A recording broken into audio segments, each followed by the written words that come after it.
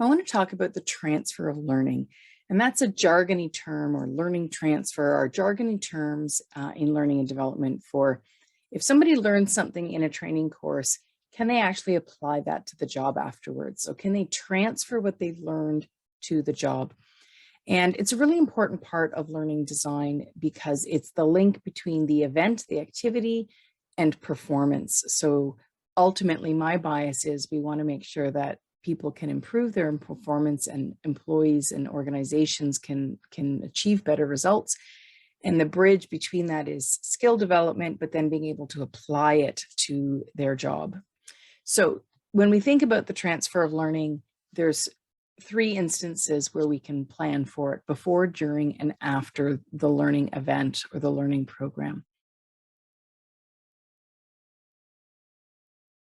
So before, we want to look at how can we set up the manager for success to support that individual in the program. So we want to look at manager expectations, that if the employee can have a conversation with their manager about, I'm going into this program, this is what I'm going to learn, and they talk about it, that actually is the biggest predictor of setting the stage for them being able to apply what they learn afterwards. So it happens before they even step foot into the room, so to speak.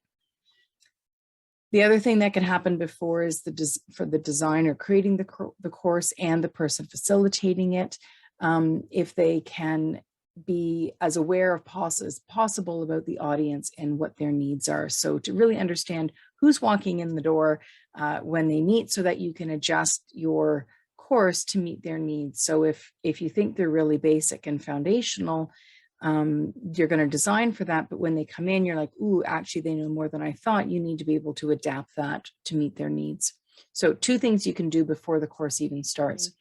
And the analogy that I'd like to use is a drop in water. So the drop is the learning, and the ripple effects and how far they reach out is the transfer. So how is that learning being applied?